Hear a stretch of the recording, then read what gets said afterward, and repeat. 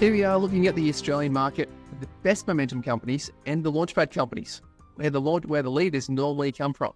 And looking at this in the context of the announcement of the US election just being made for 2024, and we're seeing the impacts on the markets. We want to know how to trade the market, what to look for in the markets, and where the momentum leaders are currently showing up, but possibly where the next leaders could be coming from and how we use these lists to identify those opportunities. The one who's been through the list that he gets on a Thursday afternoon, the same time as members get it, they get the chance to look at it, weigh in, throw some requests in, and now we get to see Gary's insights. It's Gary Glover from Novus Capital. Good morning, Gary. How are you? I'm good, Chris. We were talking just before we recorded how the market is in this, well, a couple of days after the announcement's been made. The election's pretty much been won. There are a few seats that are still in swing and being counted. But how does this look for momentum trading? Is this kind of what you expected to unfold, the sectors, the movements? How do you see what's happened in the last couple of days? Yeah, I think everything went to script, really. So we talked about the possible scenarios there. So if it was a red day, it's going to be pretty positive. Obviously, last time Trump got in there, market ripped. So particularly if and Harris was probably more of the same, so that wasn't too negative either. And then the worst case scenario is if it was really close and it was uncertain. So we didn't have the uncertainty. It was pretty much Harris was on the back foot the whole day, and Trump led the state and led pretty cleanly. So markets were pretty buoyant. The only thing for me was a little bit there is I think last time we had financials, materials, and another sector that was pretty robust. On that first day there, we saw a little bit of weakness in materials there, which I thought that was kind of strange there, but that has been corrected in the last 2 days. So, so actually I think energy and materials were pretty strong there. So, Trump's pretty pro oil and gas there. So, that's definitely a sector to watch up on. Materials was pretty robust last time. Again, another sector to be watching for as well. Obviously, financials have been pretty strong already. So, but yeah, nothing out of the ordinary at all there. If anything, it was sort of was almost too clean. If you'd done a little bit of homework there, it was all out for us. So, I can't complain. Actually, probably I had a very good week, so all happy on my end.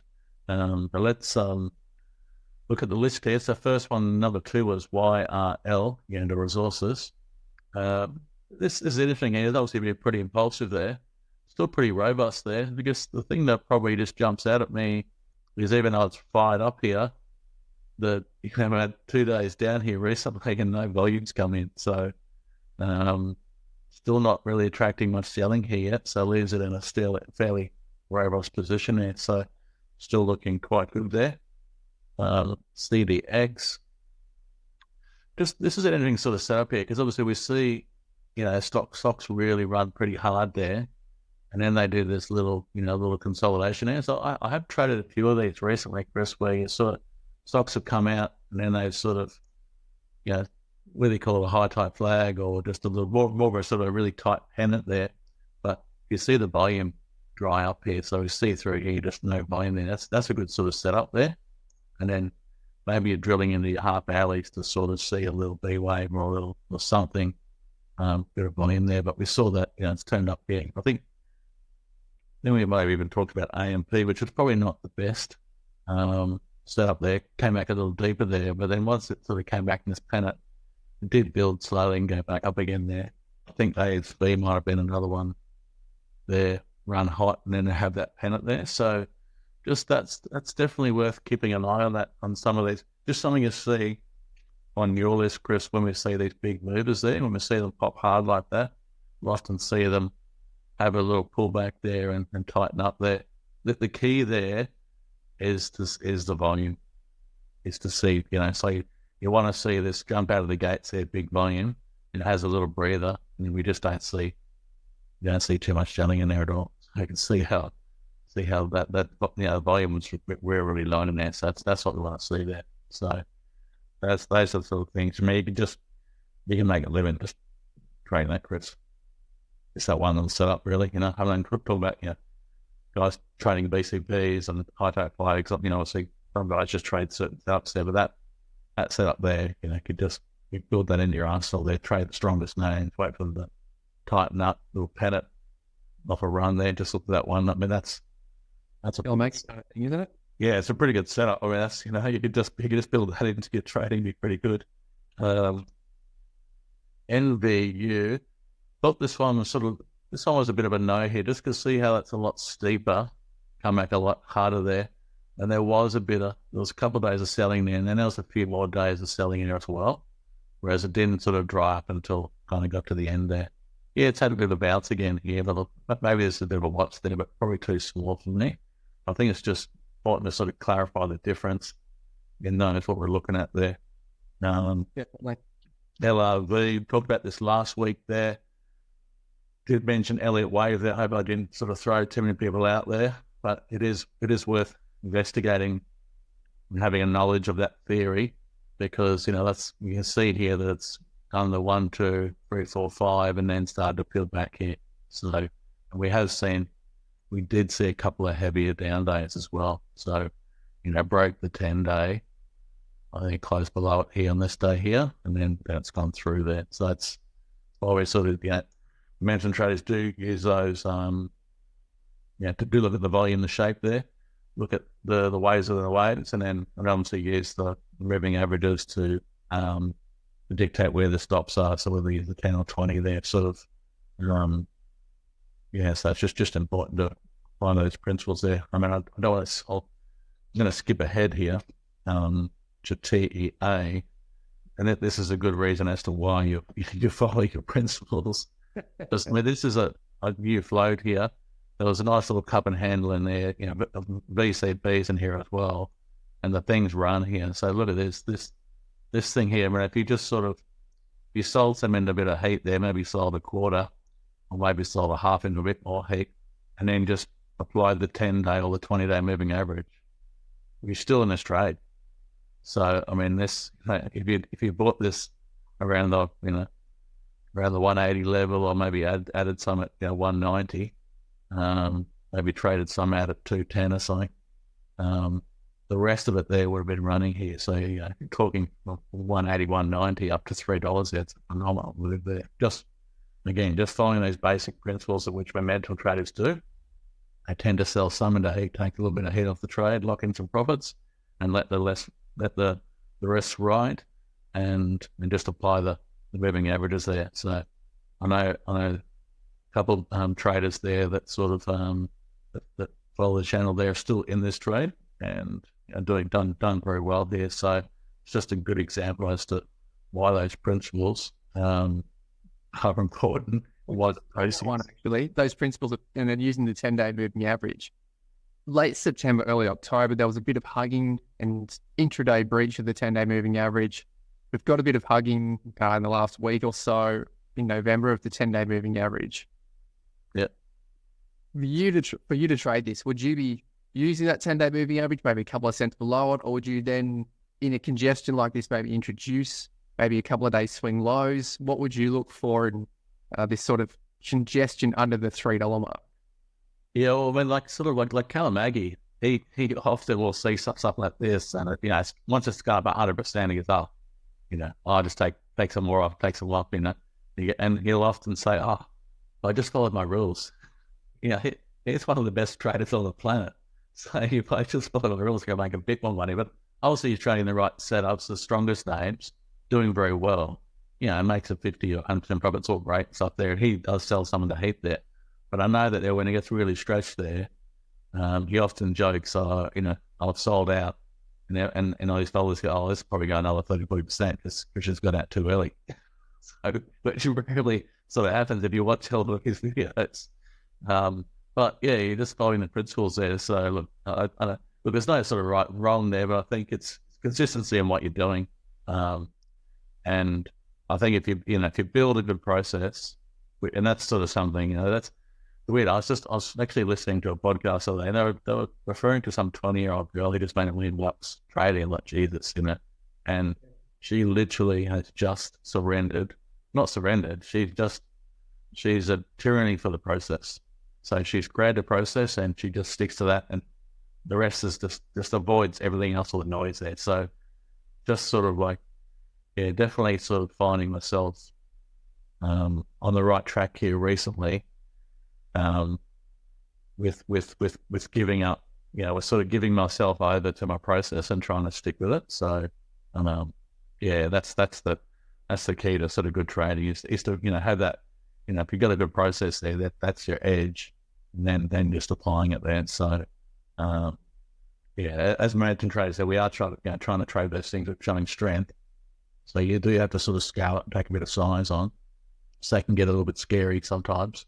But then as long as you know where your stops are and the risk is, and you're still following your rules about how much your capital you're risking.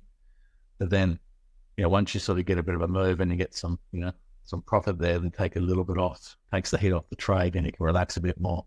And you just sort of keep, once you get you stop to break even there, you've already banked some money, you got a good side position on there. I mean, when I've Credit Corp is one position, and I sort of bought early here. It's probably one of the longest trades I've held for a while, Chris. And I've only sold a quarter into heat, and I've held the rest just because I sort of feel pretty comfortable with it. That's within my boundaries there. And it's had a few pauses there, but it hasn't really shown too much weakness there at all. All the process, and you just sort of stay in the trade. So, so I just keep edging my stop sort of up, give myself enough room there. But just important to sort of, create some rules and process and just give yourself over to it. Thought CY5 was interesting there. It's a little small for me, but stocks obviously sort of had some momentum early, has sort of gapped up here, but relatively stayed pretty tight here so far. So, look, I won't be trading this one until it's under 30 or under 50 now as well. But you can see here, the whole thing has tightened up in, so that's sort of somewhat constructive. Maybe hates their points, but it's an interesting one as well. So, I thought when it sort of flew up there, I thought, it's probably wouldn't be too much left in this, a little bit of bias come in there. But then the whole thing just did sort of tighten up here, and you got a bit of a VCP in here, Chris, as well. And then eventually it breaks this this little B wave there. So, which happened to be around that sort of 70 cent mark there. So as soon as it's sort of gone past 70.5 there, but it's just kept going here. So stock that's showing relative strength, VCP pretty tight here, then broken the B wave there. And so if you bought it at 71 here, it's 85 cents, still looking pretty decent, man. So that looks all right. UX is another one that's this has just showed relative strength the whole time. This is a bit like sort of Spartan there, sort of, previously it's sort of, that's a name that just sort of kept remaining on the list. All the corrections have been just sort of like sideways pauses. There hasn't been much selling coming in on the corrections there. So, yeah, it looks pretty standard there, but, she's pretty robust there. This one here, I think, in the past, I think it's been more of a slower mover. So rather than being on the 10 there, it's probably been a bit more valid on the 20. So you can see here, it's just hugged the 20 as well. Because, this one has been running for a while, even though it's getting a little steep here. Because it's been more of a slower climb in there, probably the 20s are better. You can just see it's just hugged the 20 here nicely. So, again, you might have sold some in the heat here if you traded this little VCP here, this little breakout. So you might have, my rules are sort of try and sell somewhere between day 3 and day 5 in some heat there. So somewhere up in here, take some off, and then look, you might have took some off in here. Then what happened there was all it did there was just tighten up, showed very little weakness at all. That's coming through. You might have put on, you might have put quarter back on again. So you might have had 20%, sell off 5 or 10, and then you might have put it back on again on a break. But this has just showed real strength there so far. Still not at I'd be still using the 20-day moving average here. So you should still be in this trade here. Still pretty robust. So in the last little pullback, all it did was just come back and sell on top of the previous high. So that's why what's the saying there? The uncommon man picks right and sits tight. So and sort of the sitting sometimes is where the big money's made here. Oh, this is pretty interesting there. A couple of traders actually did reach out and talk to me about this one. Um, so I thought it was a little risky myself, but it had, it's been pretty strong here all year, show relative strength. Has just sort of put in this little bit of a cup here. That was pretty interesting there. So volume's been not bad, pretty solid up there. I thought the handle was a little small here, but what we did see was it had the 1 day down, Chris, and then the next 1, 2, 3, look at that. Absolutely no selling there. That's that little David Ryan there, little tight handle underneath the high, no selling there, and then pop. So so well done to those traders there, traded this high because it's it's a nice move here. So it looks pretty good. It's just come out of a nice little cup and handle. So triple T atomic, sort of in that 3D sort of 3D printing sort of alloy sort of stuff there. So bit of the defense sort of components as well there. So interesting company. We talked about T, FFM. Here's the last one there. Just this one here has just sort of been showing a bit of relative strength the whole time, Chris, as well. So it's been on the list for quite a while. Just noticed this one's been pretty robust there. Really, that once this sort of, you can see there was a little bit of a cup and handle, maybe a little bit deep the handle there. Did sort of break out and then come back to the just didn't cross below the 50, so it might have shook you out there. But what did happen in here was that the whole thing sort of sat on top of this previous high here. So once it sort of went through, they got a little bit loose in there, and then it did tighten up again. But the thing I like about it there is that the whole thing just tightened up on top of the high. So I pulled back there, held support. Oh, that's interesting. Then it's pulled back again, held it again. Now starts tightening up. So the whole thing's tightening up here. So okay, this is actually when you're sort of getting your VCP there. High low here, sort of building here, so quite nicely. So it's come out of here pretty strongly there, I think. There wasn't too much selling here, through these periods as well. So yeah. Well, there was one more request that you hadn't covered just on the list before we move into the launchpad, and it was APX. So we've seen that one before. It's been in favour, out of favour of traders, and then back in favour. It's what we can see on the chart. If I was going to guess one stock that the viewers sort of want to put a this. Why is that, Gary? Why? It's been. I mean, it's Well, obviously had a pretty good run here. And it's there will be a lot of people who've been long the stock here for a while here and underwater. But those volumes are big. That's probably the interesting thing there. You got some big volumes there. Obviously the sector's pretty hot. What's constructive there is it's obviously had a pretty impulsive run, pulled back. It's gone again here. So there is spacing between this high and this low here now. So that leaves it in a reasonable position. Maybe a little young here. Only really just had an A. I prefer to sort of see the thing have an A, B, C, and then sort of go. So this might just be a little, this could be a B wave here. It's broken above this little swing higher, so it's something there. Possible little B wave in there, but just looks a little young. I just noticed that you're better off looking for those 3-wave corrections there normally. So it looks a little young there, but that's all right.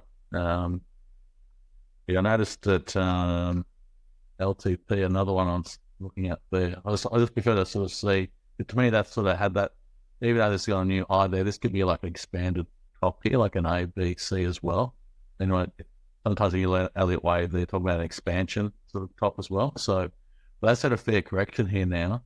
I was watching this one here, but it's didn't really. When it broke the B wave here on the open today, so gone sort of straight through it here. So a little bit of value last few days. So it's a bit of a change of character there now. So it's probably I've kind of missed the jump here. So I'll probably just watch this, see if it doesn't sort of tighten up again here. So definitely on my radar there. I think that's shown pretty strong moves there.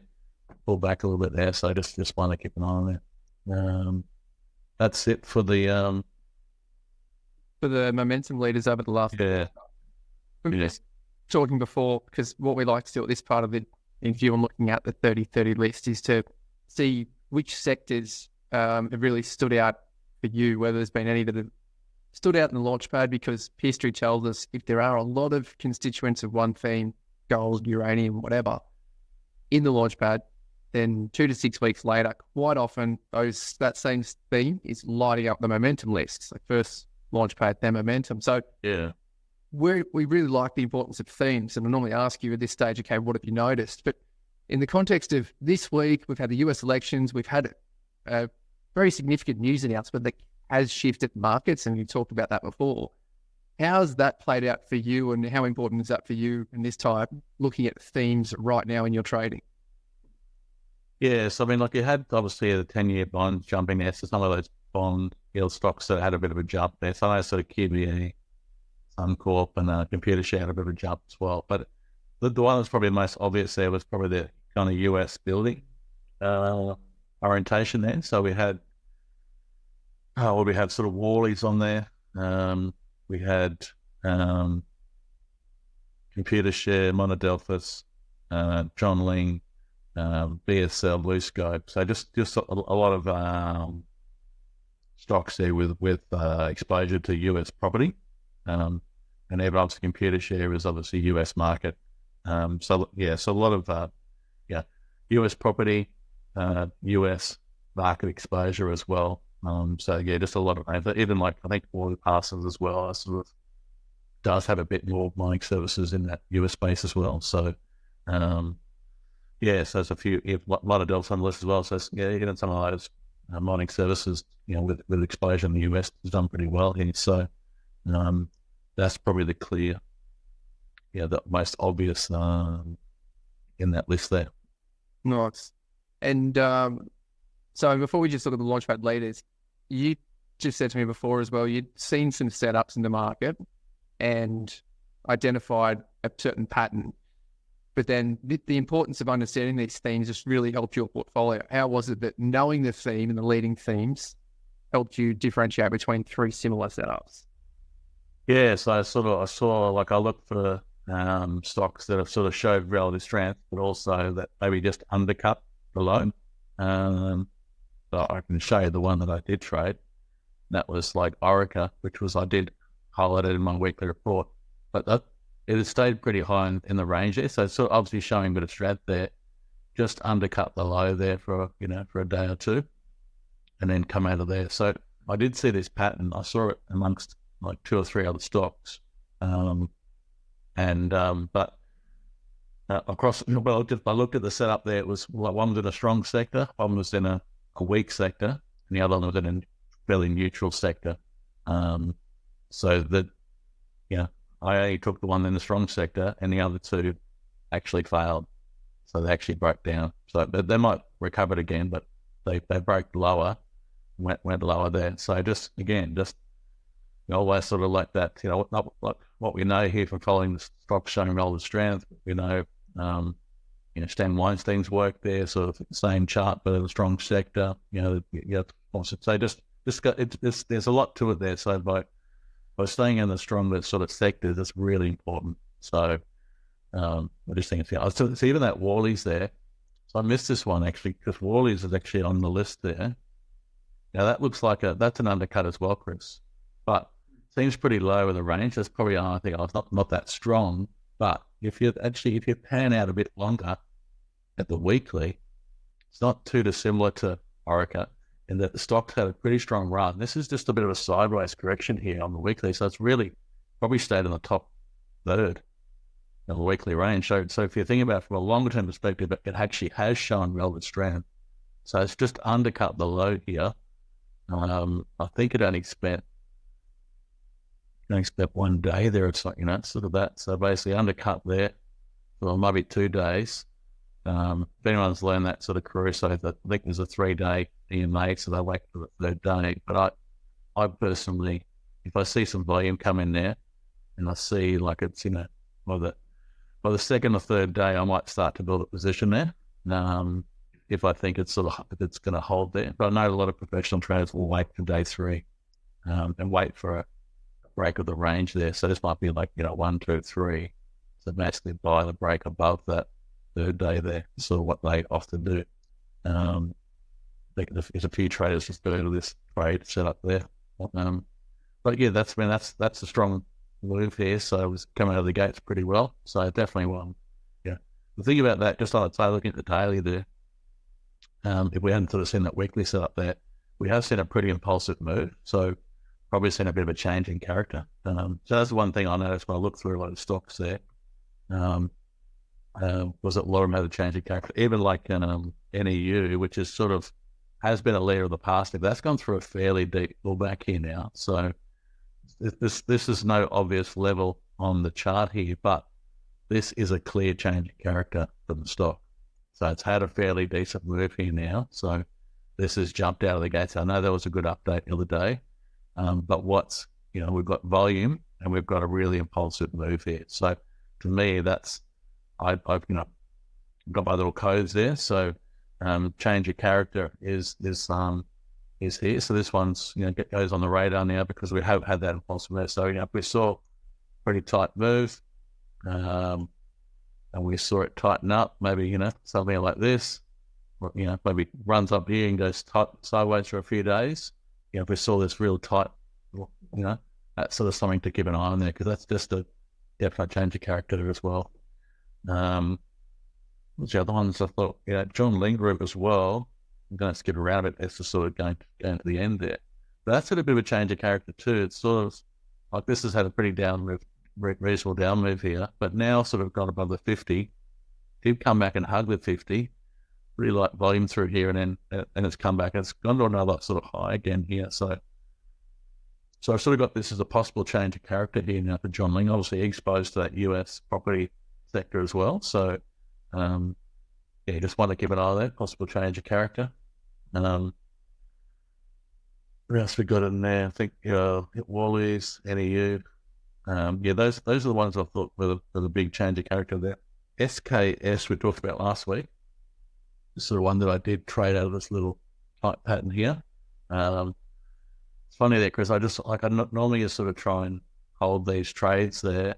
It's been a market here lately. Before Trump sort of got in, market was sort of like, not like moving out of these VCPs and moving out of these tight patterns, but probably just going to maybe the first target and then kind of failing. So a lot of failure rates there. So I sort of changed my sort of trading a little bit, where I was sometimes I was just trading a quarter or half out.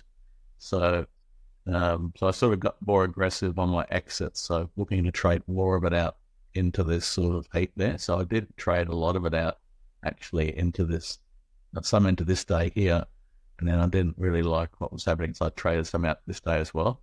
But yeah, really it's just had 2 or 3 tight days in here. So it stayed pretty tight here. So it's actually, I looked at this yesterday. I thought, well, this actually looking kind of pretty positive again, pretty tasty. Could actually, hasn't really drawn too much selling in there. I think most of the market targets are in that $180 to $2 sort of range as well. So I thought this looked pretty good here. So this looks like it could probably push on a bit further here. Even though it did go to, I don't like it. If it sounds strange here, but if it pulled up under the high, you can just another high, probably would have stayed with a bit more of it. But the fact that it went to a new high there, that's sort of my target there as well. So yeah. But yeah, still looks okay to me. Still looks okay. RAC, Race Oncology. Just thought this one to sort of keep an eye on that because that's sort of, it's showing relative strength there. It's been pretty, staying in the top half of the chart here. Potentially got a bigger VCP on a sort of daily, weekly sub as well. So, just keep an eye on this one here. Probably just goes into my VCP file just to sort of keep an eye on and see if it sets up data track it. Not ready yet, but it could be later. RBT, big volume here. Pretty sketchy sort of chart there. So not one that I personally trade there, but for some reason this caught the eye. I don't know what's going on there. It is tight coil with huge volume, isn't it? Yeah, look at the way it's not looking too bad there. We've sort of got a series of high lows in there, but yeah, just the volume sort of did catch my eye, but yeah, it's definitely not for me, but if I was in the trade those sort of smaller stocks there, I'd probably have a look at see what was going on there.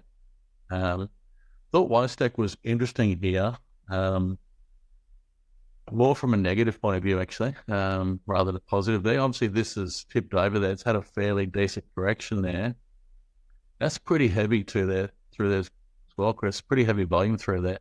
So it's had a bit of a bounce there, and we saw some volume come in, but then the volume has sort of declined there. So,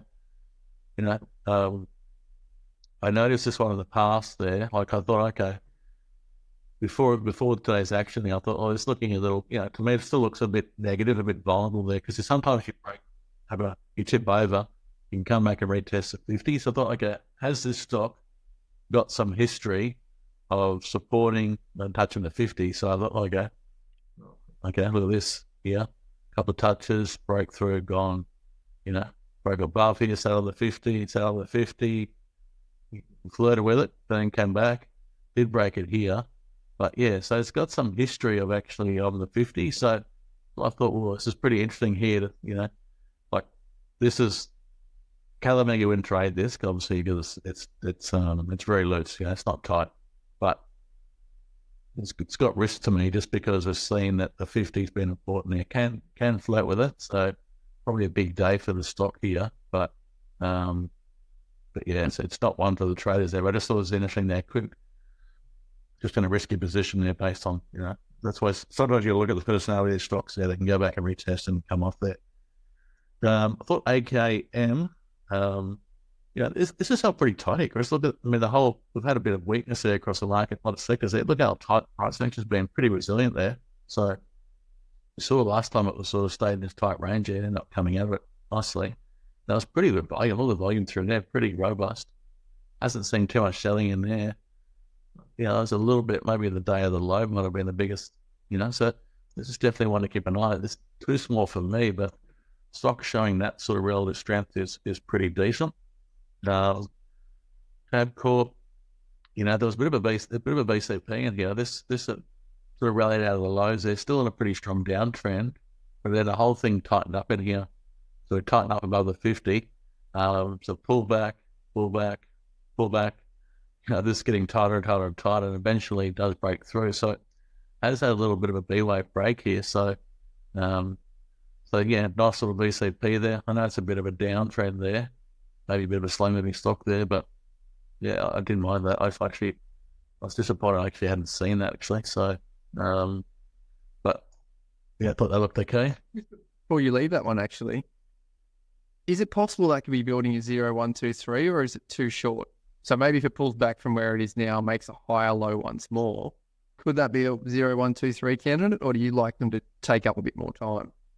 Yeah, definitely can be a 0, 1, 2, 3. I prefer them to be a little bit more in that that accumulation cylinder type of appearance there, where they come back, because you can see this is actually building up here. So it just means that if they're too far apart, it's got a bit of strength already. It's already moved. We've moved from 37 to 50 cents there, so 12 on 33. So we've already moved 30% in the stock, so it's had a good move already before we're entering. So where the accumulation still there, but it's like an overlapping trend there. You're sort of, you're coming in not too far away from the low. You got a pretty tight sort of stock there. I thought IGO had set up here pretty nicely. Had this 0, 1, 2, and I thought this might have been the 3 here, but it looks like she's come back here. It actually has undercut that low by a cent here. It's funny actually. I thought this was the setup here, but I left my stop. I gave myself an extra cent because I've learned here recently some of these stocks will just come back and break the low by a cent and then go through. So I left my stop in at 504, and so far it's worked out. But only by a cent, but it's has worked out here. But so yes, we're building okay here, this one at the moment. So, but it probably just resets again. So that's probably 0, 1, 2 here. So maybe it'll go up and back again. But yeah, sort of you just want to see that basic characteristics, but not get too far away as well. So, but the beauty of that is that you're buying down the lower end, and if you do get this sort of set up there, then your risk is pretty tight as well. And you're not risking too much. If they get 30-40% higher, then your risk is, it's much tougher to really get a good risk there. But Fletcher's sort of building quite nicely as well. And so talk about some of these New Zealand stocks the other go. Similar to States there, that had 75 basis points cuts there. So, but yeah, had a nice move here. It's raised some money, so it's basically reduced its debt stuff there. So, but yeah, just pull back to the 50 here. Had some volume here again. So watching this one pretty closely, I'd sort of like, I like the fact that it did make a bit of a false break here. Has sort of shown a bit of strength here recently. Tightened up here. So yeah, I'm just watching this one. I'm looking for a nice and tight little pattern now. I just think this could be interesting one here longer term. So yeah, but just need us to see a bit more. We're just looking for something a bit more low risk there. FPU, CPU, obviously, obviously US market there's had a, so it did have a bit of an undercut there, Chris, but probably there was a few more days down there. I really like to sort of see that undercut where we only just go marginally lower, and we only maybe spend 2 or 3 days at a new low. Rather, I think this was probably there for, I think we were at a new low for, what's that, 1, 2, 3, 4, 5, 6, 7, 8, 9. It was the 10th day we were really clear out of that. So 10 days sort of undercuts, probably not quite the perfect setup for me, but it's still pretty decent there. One of the ones there recently which did a really nice one was News Corp that. Yeah, so again showed strength, stayed in the top half, just a little false break only for a day or two here. Then South Bear did the little retest, so you want to give it a bit of room under there. Always try and shake it out. But then the whole thing, up here, see the whole thing tight on the 50 as well, and she's kicked on here, so a bit of nice sort of setup there. So that's a good little setup. GWA, again, got a big VCP there on the daily and on the weekly setup as well. So the whole thing's sort of gone sideways. So this thing's held up pretty well. While the market's been pretty volatile, it's actually got tighter and tighter and tighter. So that's definitely one to sort of keep an eye on. And the other one there was LIC. This was the other one I thought maybe possible change of character as well. Just sort of come through the 50, break a few little swing highs on the way down here. So it started, I'd like to sort of see at least 1 or 2 swing highs get broken before I, sort of view this as a possible change in character. We saw some good volume here. What I really liked is we saw some good volume through here. We've broken a couple of swing highs, which I think is constructive. And then look at this. Things pulled back here, and the volume really, really dries up here. And now we've had another little move. Oh, okay, it's pretty cool. So that maybe the whole thing maybe we'll get a VCP, the whole thing can tighten up in here. So definitely got this on my list to sort of keep an eye on. Been a few stocks in this sector have had pretty good runs here recently as well. So before you leave this chart, just where your mouse is right there, low volume, slight decline, but really tight movement as it's pulling back. Yeah. Would you have had a buy indicator anywhere yet, or no, it's on your list and you're going to wait for a B wave break or some other setup? Yeah. No, I just like I like this, I sort of view this as a change of character. And this is like, this is a pretty strong downtrend. So so the first things you want to see, you want to see it break above previous swing high. So now we've sort of gone above this little swing high, this one here. So literally going above 3 little swing highs there. So okay, I like to see 2. Let's see the last 2 highs get broken now. I think possible change of character here. I'd like to see some good volume come in as well. And then hopefully you want to see this struggle to go down or do something corrective, because this is a pretty strong downtrend. Sometimes it can look quite good here, and then the whole thing can just roll up and go to a new low again. But this is, the volume's dried up. It stayed nice and tight. So really think about that move between 720 and 970 there. So $2.50. So that's only pulled back $8.40 from the $1.30 there. So it's really only pulled back less than half of that range. So it probably, again, it sort of stayed in maybe just below the top third there, but definitely above the top half there. You're referring to that October pullback with the low volume, right? Yes, I'm referring to, so let's, okay. This is great to see. A lot of people would think, hang on a second, this is already run. You've just, with that range that you're showing right there, it's run a significant amount. I've already missed the trade, but from your research in the model books, now, hang on a second, this is where it tells me it's got the ability to run further. Now it's on my short list. So yeah, so we've got good volume in here, and we've pulled back the light volume. So it's actually come back and set on the 50% trace maker. So I stayed at the top half, which is a good sign there. No volume through here. Then we start to see some volume coming in down here. Okay, so it should come in near the end of the move. That's what. Yeah, sometimes you can see that the last day down might be the exhaust of the volume, or the buyers finally step in. Good volume here as well. So the whole thing's tightening up here. So now we've got this is our first correction here. This might be the second one.